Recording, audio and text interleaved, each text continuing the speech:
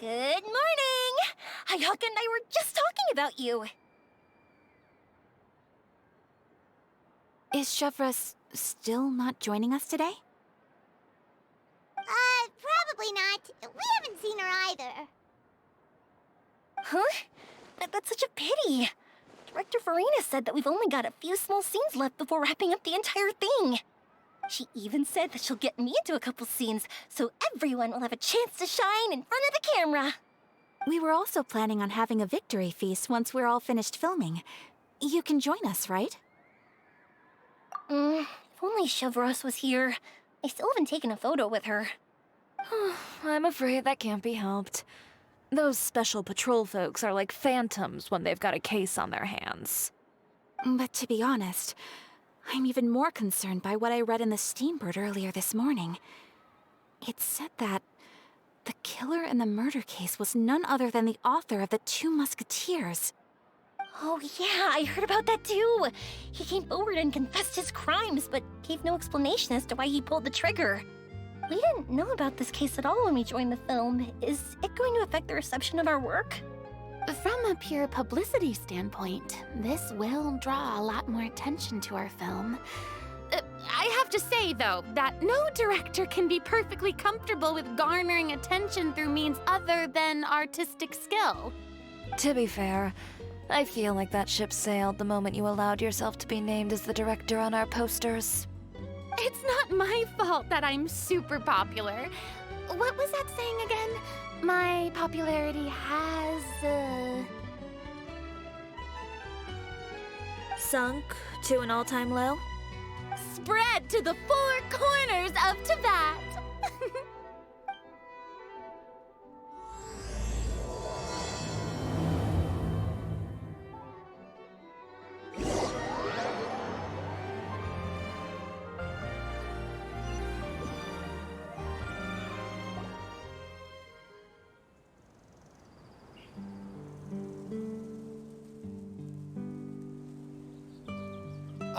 Excuse me, everyone.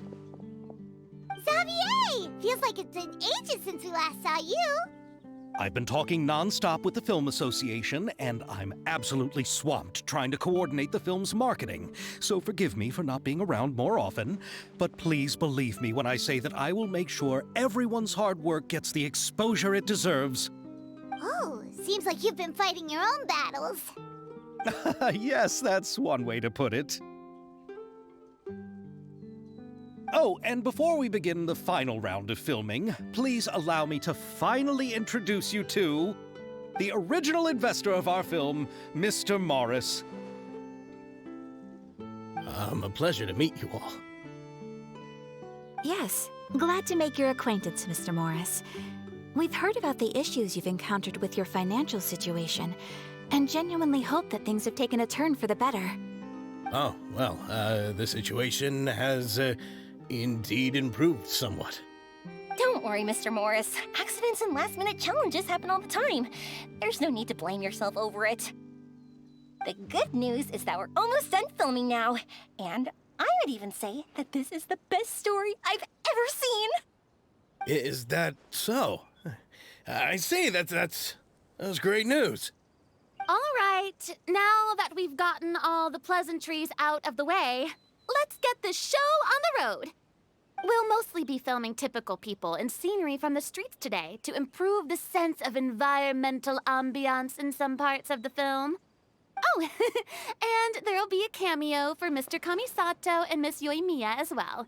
They'll be used to show outsider perspectives on the fates of the Two Musketeers. That's right. Ayato should be here any minute. Excellent! Then let's start with the scenery shots. Camera and clapper loader, you're up. Remember, all we need are some wide zoom shots of the streets. If you happen to find some particularly lovely patches of flowers and grass, feel free to grab some close-ups of those as well. Ready? Lights! Camera! Action! Okay, now move the camera slowly. Try to focus on that flower. What's wrong? Just adjust the focal length a bit. Something the matter? Huh? But wasn't it working fine for all the days before? Veronique, can we try a different camera? No problem. How about this one? All right, let's give it another try. Lights! Camera! Action!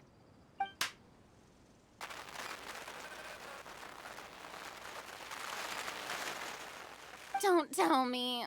This one is broken too? Veronique, do we have any other spare ones we can use? I'm afraid we only brought these two today. What? Then go find a workshop to get them repaired right away.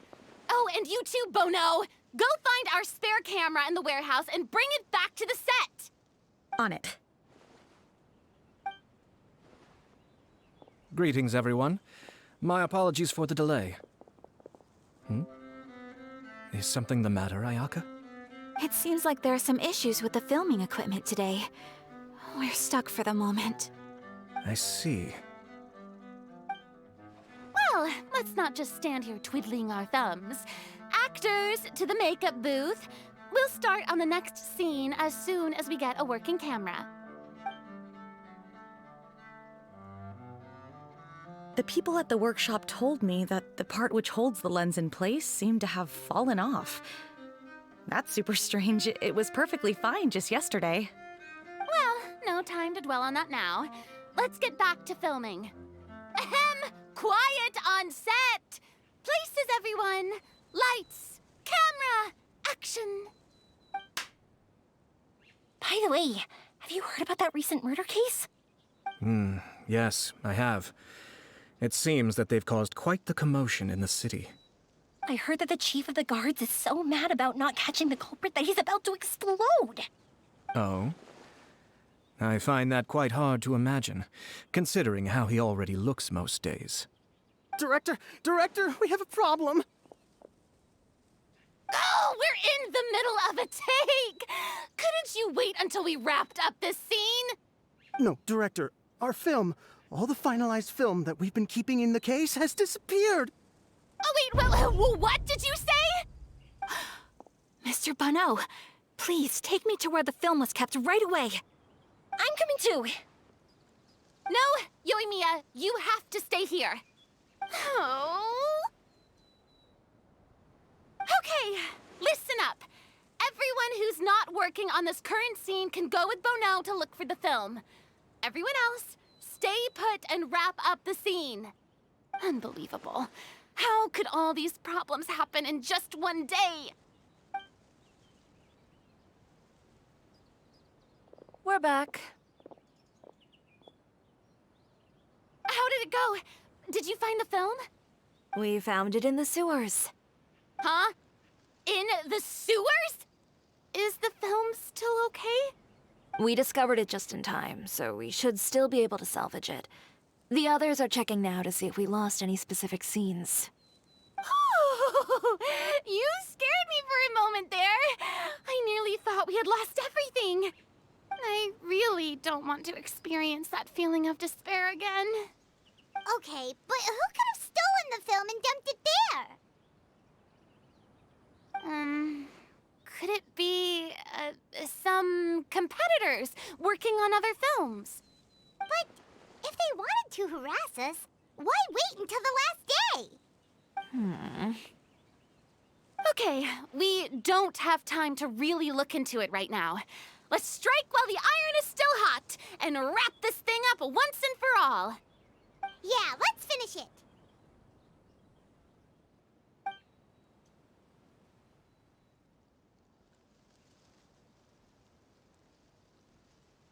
would like to officially announce that our entry to the festival, The Two Musketeers, has now concluded filming! Ugh, Paimon is spent.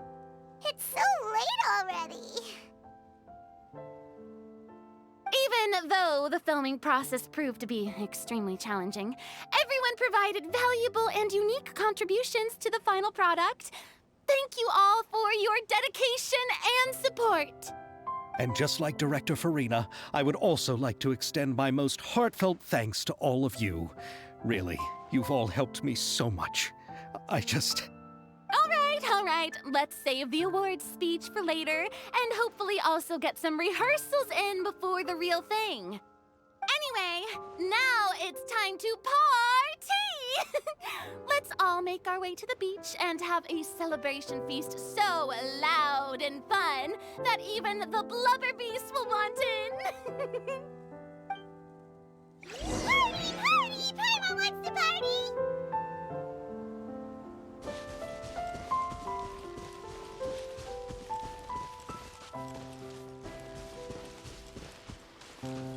Whoa, this place is hopping.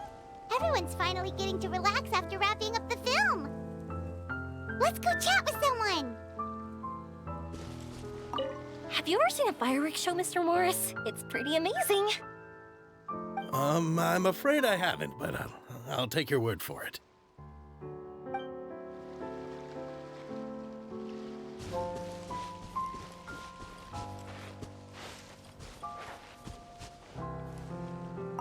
I was thinking, if this film turns out to be a success, could I ask the two of you to stay and be a part of my crew? Of course, I'll definitely increase the pay for next time. I'd be more than happy to, Mr. Xavier. Thank you for the offer, Mr. Xavier. But I've made some plans to go on a journey to the other nations once the festival is over. Is that so? Well, then in that case, bon voyage, Miss Veronique. Please feel free to get in touch once you've returned to Fontaine.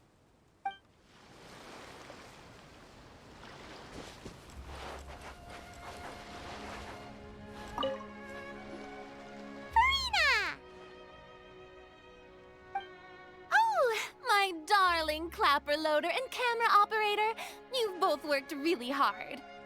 Paimon thinks you worked even harder than us. Honestly, Paimon was getting a little tired of playing with the clapperboard by the end of it. Worst of all, Paimon started having dreams of you shouting, "Lights, camera, action!" into Paimon's ears. The actual dream can't even start until you've yelled that. Hey, if anything, shouldn't I be more grand and delightful than your dreams? We've been through so much together, and that's how your brain remembers me? That's not Paimon's fault. We've just used the clapperboard too much lately. Anyway, what's most important is that we've wrapped the film. I'm pretty confident that we'll take first prize. Hey, no need to mention the official name. Wait, now that you mention it, if we did win the prize, would Farina just get a statue of herself? Come on, I don't need that kind of attention. Xavier can accept the reward on our behalf. But just imagine! Farina accepting the Farina Award and holding a Farina statue.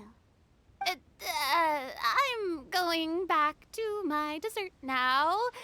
You all can keep discussing that on your own.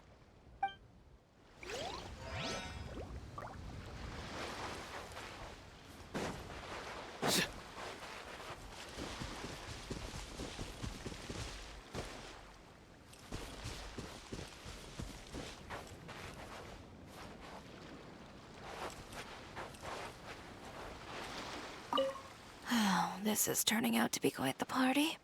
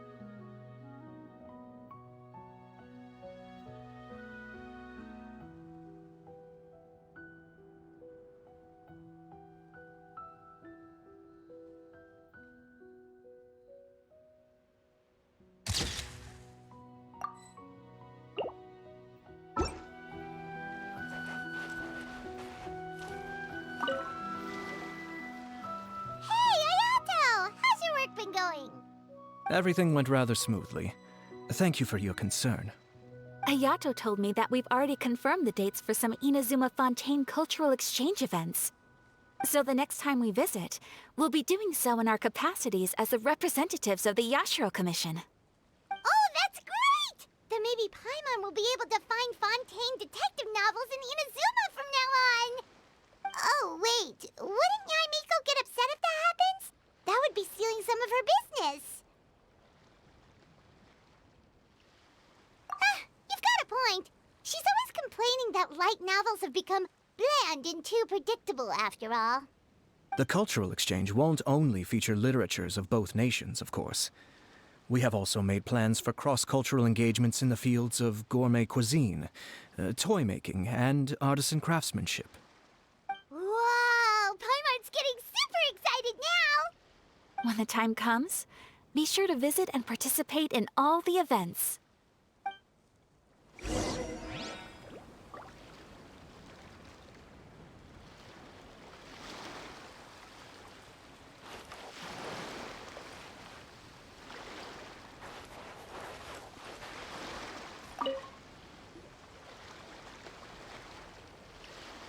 Chiori! Hey, you two. Are you not really into these kinds of big social occasions? Not particularly. But this is still better than Fontaine Fashion Week. But if this film becomes a big hit, people will definitely come flocking to your shop. Yes, that's highly likely. As long as the film can premiere as planned. Are you still worried about the case? That and all the obstacles we had to face today. You're right. It's as if all our bad luck just manifested at once. But why today of all days? No, it's nothing. We've already delivered the film to the editors, so there should be nothing more to worry about. How are you doing, Mr. Morris? You having a good time? Well, you could say that. Do you happen to know when the party is scheduled to end? Judging by how much fun everyone's having, I'd say probably not until well after midnight. Is there something that you still have to take care of at home, Mr. Morris? Oh, well, I'm just not a late night person, so I might take off shortly. Oh no! Silly me. I almost forgot something super important. Oh, what is it? I prepared a whole batch of fireworks for the party, but I forgot to bring them over from the warehouse. Fireworks, you say? Well, that's truly a pity. Sorry things didn't go as planned. Could you help me carry them over, Mr. Morris? I won't be able to fetch all of them by myself. Me? Are you sure that you can't find anyone else? I just wanted to make this a surprise for everyone. The warehouse isn't far from here. We'll be there in no time.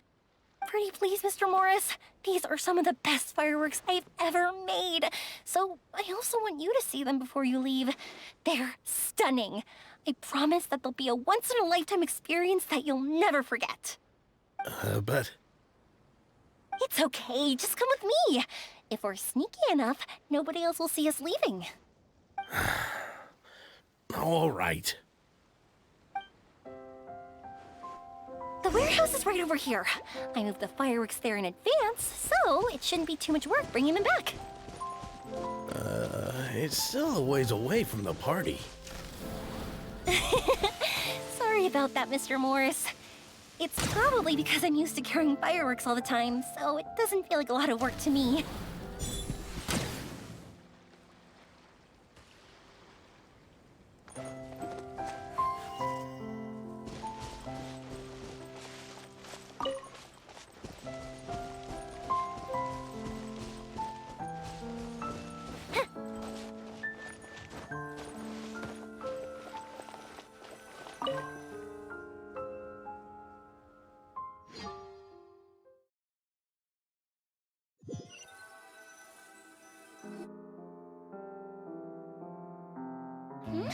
It's dark in here. Wait here, Mr. Morris. I think the light switch should be somewhere over here.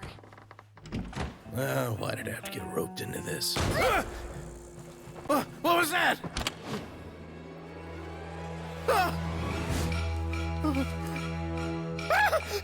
Who's there? Get me out! Get me out of here! Did you really think you'd get away, Morris?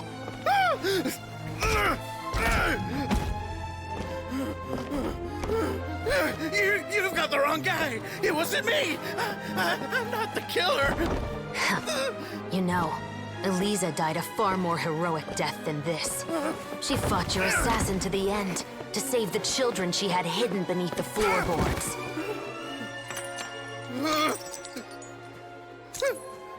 That is Eliza's pendant. The one with a photo of you two inside. The one you gave her. Ring any bells? It's a fake! It has to be! There's no way! No way your assassin didn't destroy it, you mean?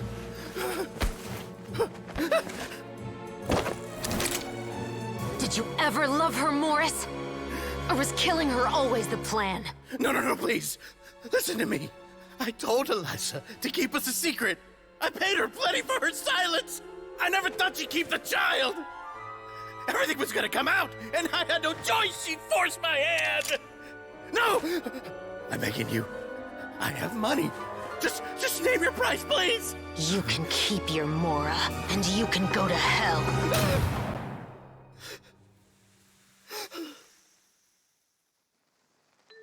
I'm Captain Shovraz of the Special Patrol. Morris, you're under arrest for Eliza's murder. Huh? Hmm?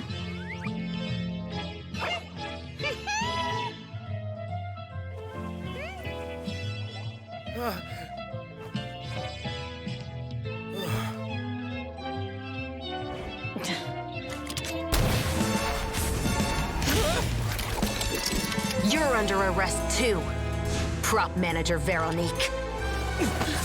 Or perhaps I should call you the Second Musketeer.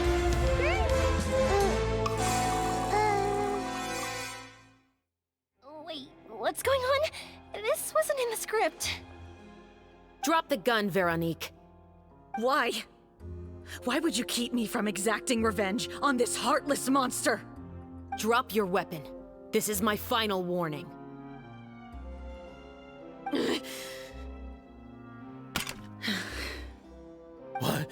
What is going on? Do I have to spell it out for you, Morris? Everything that took place just now was staged to get you to confess the truth. But this last part is all improv, of course.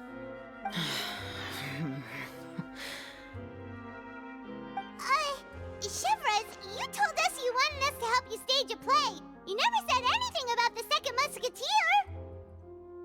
It's because even I had no way to confirm my theory until now. Thank you for your performance, Yoimiya. Could I trouble you to go and bring in the other Special Patrol members? They should be on standby just outside. Oh, and please tell the other cast members not to worry about us. We'll be rejoining them shortly. On it!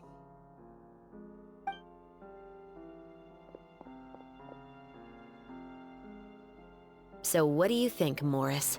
Care to talk about what happened 20 years ago? My patience is limited, you know. Don't force me to take you back to the interrogation room. I'd wager that you wouldn't last for more than a minute in there. With the recording we made, you have no chance of winning in court. Cooperating with us now is the most practical move. All right. I'll talk. I hired an assassin to murder Eliza. She once worked as a maid on my family's estate. She was very beautiful, and after some time I fell for her. We kept our relationship a secret and carried out an affair for some time, but it wasn't long before she became pregnant. And if my parents ever found out, they would have stripped me of my inheritance and status, driven me out of my home. I also didn't expect Eliza to insist on bringing the pregnancy to term. She even asked me to leave my family and travel far, far away with her. She believed that you were truly in love with her. I didn't have a choice. I gave her a large sum of Mora, told her to leave the family and to get rid of the baby. But then years later, she sent me a letter There were photos of 2 children, and she even asked if I could find some time to visit them. Huh? 2 children? Paimon thought Baptiste was the only... you mean... Even if she had the children against your will, you could have just ignored the letter entirely. Why kill her? I had just gotten engaged to be married to an heiress from another wealthy family. So if anyone were to find out about Elisa, my life would be completely ruined. I didn't have a choice. No. You always had a choice. You just made the wrong choice. Again. Do you know how it feels to watch your mother be killed right in front of you? My brother and I were hardly even school age yet. We were hidden beneath the floorboards, grasping each other's hands like a lifeline. We were so terrified that we didn't even know we could ever take a breath. All we could do was to watch Mother try to fight back, and then collapse to the floor. Even after the assassin left, we were still too terrified to leave our hiding spot. We thought that he might come back. It was only until the next evening when we finally climbed out and gathered around our mother. But she had already become cold and stiff to the touch. You made up your mind right then and there to bring this case to light. Not only that, we resolved to get our revenge. And that's why you became the Musketeers. No, that's why I became a musketeer. The man from before was also killed by me. My brother had nothing to do with it. I figured as much. You did? I once told these two that he didn't look like a killer to me. His confession from that night also rubbed me the wrong way. I think what really tipped me off was, how could I not feel a sense of regret in him? Huh? He confessed faster than any criminal I've ever met, but he didn't say a single word about you. He insisted that he was the sole perpetrator in the case. But after the questioning ended, I disassembled the musket we dug up from his backyard, put it in front of him, and told him to reassemble it. Wanna guess how far he got? He had no idea where to even start. He's never touched a gun in his life. Based on that, I determined that he was not acting alone. He only surrendered himself to draw our attention and create a moment of opportunity for his partner. So, I decided to play along. And as expected, the second musketeer followed us without hesitation once she saw Morris get separated from the rest of the cast. Besides, why else would he call the novel The Two Musketeers? But how did you know it was Veronique? I figured it out the moment Baptiste told me his father's name. That so-called financial crisis was all just a ruse. He just wanted to sign up as the investor and then leave the film without any source of funding. After all, he has a vested interest in minimizing the reach of this story. It's really just the same thing as what he did to Elisa all those years ago. Human scum. But then Xavier pulled out all the stops and got the film made against all odds. Morris couldn't have that. With the killer in custody, he figured it was safe to act. And so he came to visit the set today, just as I expected. Wait, so you were behind all those mishaps today?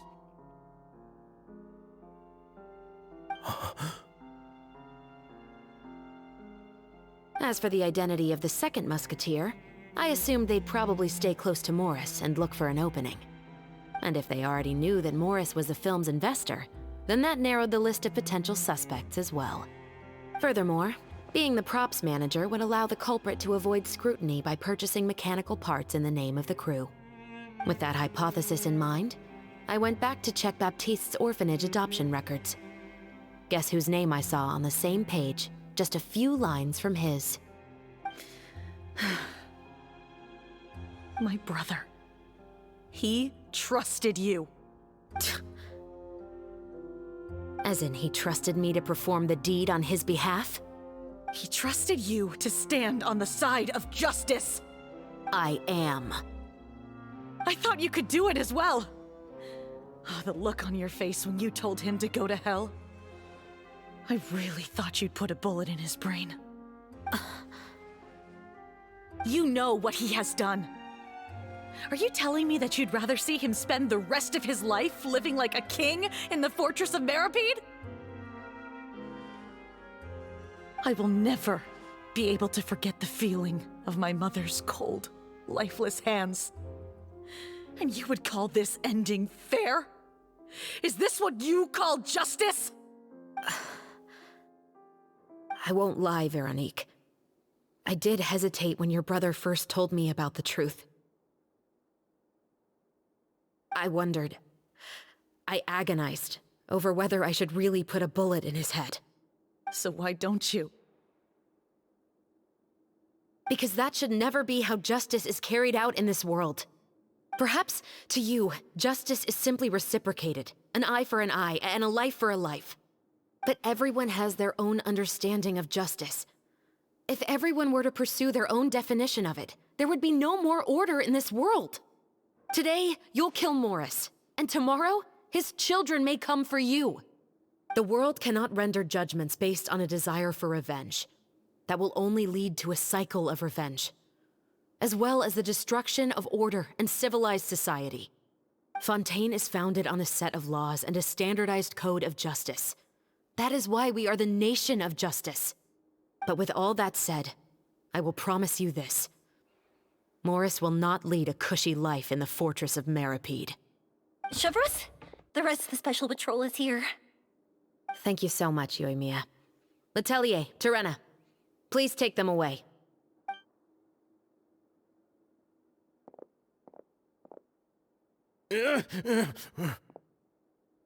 I still can't agree with your reasoning. I know. Justice has not been delivered. At least, not today.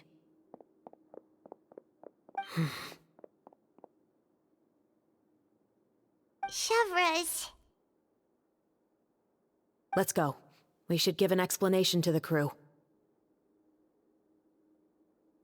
Thank you for your concern. I'm fine.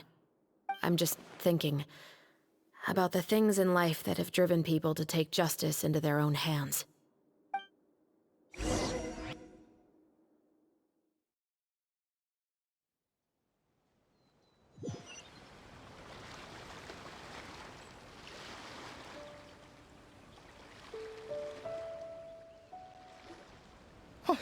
Who would have thought Morris would turn out to be...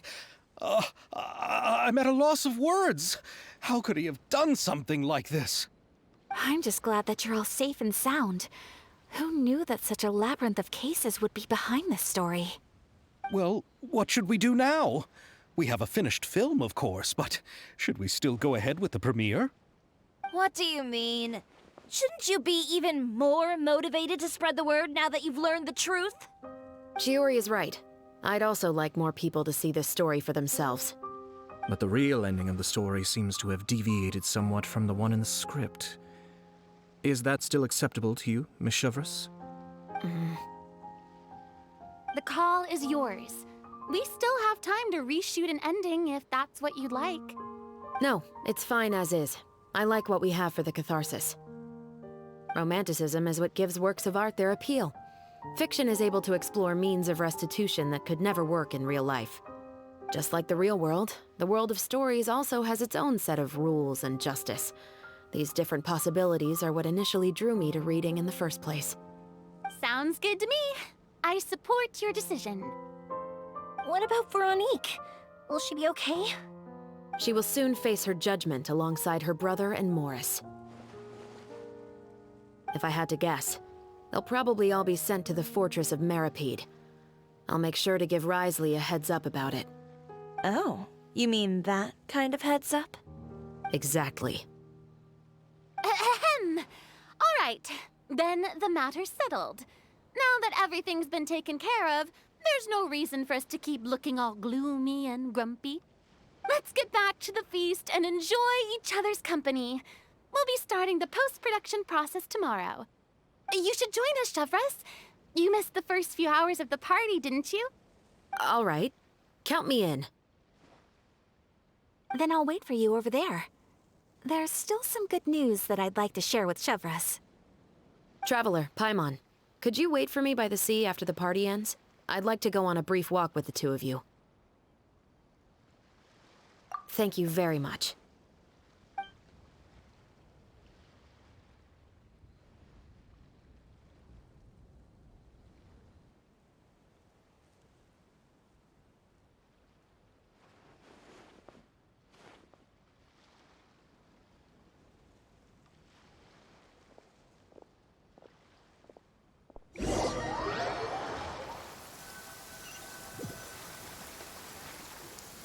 Sorry for the wait. Oh, we weren't waiting long at all. Is there something else you wanted to tell us? No, I don't have anything new to share. I just felt that since you were my investigation partners, I should have another conversation with the two of you.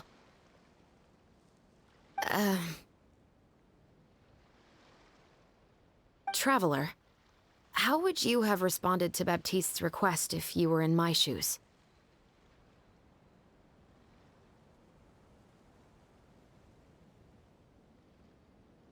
Is that so? Well, thanks for sharing. When I was young, my father often took me here to swim. We'd come rain or shine, even when it was freezing cold. He told me that swimming was the best activity to train one's strength of will. You could never give up before reaching the shore, especially when the water was cold. Oh? Why's that? Because the moment you give up would be the moment you die. At that point, I still hadn't received my vision. One winter, the chilly wind felt almost like knives on my skin, and the seawater was so frigid that it numbed my toes the moment I stepped in. I cried and begged my father to spare me from having to swim across, but he wouldn't listen. He used to be a member of the Special Patrol as well. You could say it was his way of educating his children. That sounds awful. When he saw that I wouldn't stop crying, he just picked me up and tossed me into the icy water. The bone-chilling cold took away my senses. I couldn't feel anything but fear and rage. I waited for my father to save me, but one look and I knew he'd already started swimming for the opposite shore. I realized that if I were to give up, I really would die right then and there. I used all of my strength to try and catch up to my father. Those few minutes felt longer than my whole life up until that point. I did, however, make it to the other side. I've never felt afraid about anything in my life after that, nor have I ever cried again. That way of teaching would have never worked on Paimon. Yeah, I don't think that was the right method for anyone. It's just that, working now as I am in the pursuit of justice, I still sometimes feel like I've been tossed into that winter sea all over again. The anger and the helplessness. Chevras. But the worse I feel, the more I know to never give up. The alternative would be to forever lose myself among the waves. Anyway, how about a race? Neither of us will drown, but we can still see who swims faster. You guys go ahead! Paimon will grab the clapperboard to mark the start of the race.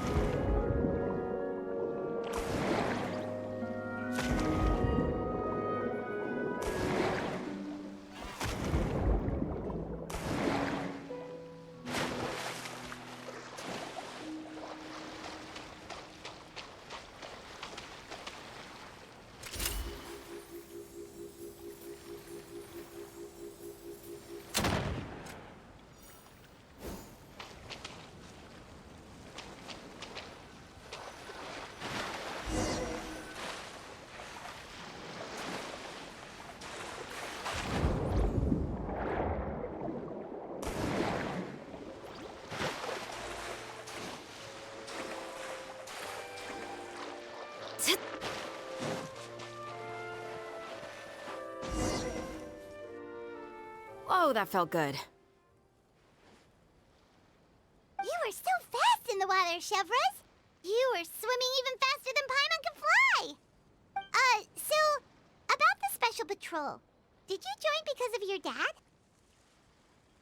Partly, but I'd say I was more inspired by the heroes I read about in stories growing up. Oh, so it's due to your love of stories. Of course, it was only after I joined the Special Patrol that I learned that truth is often stranger than fiction. Come on, let's walk a bit more.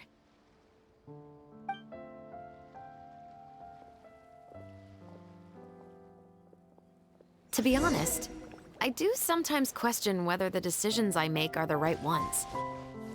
But I know that no matter what, I must keep swimming. Because the only thing I've got my eyes on is the shore in the distance.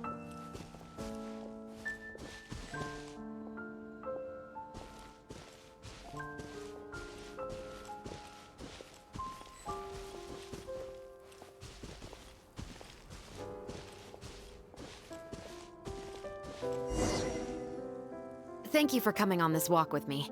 I feel a lot better after getting all that off my chest. Huh.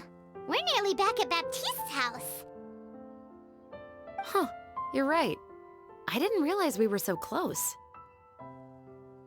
He really did plant a lot of flowers.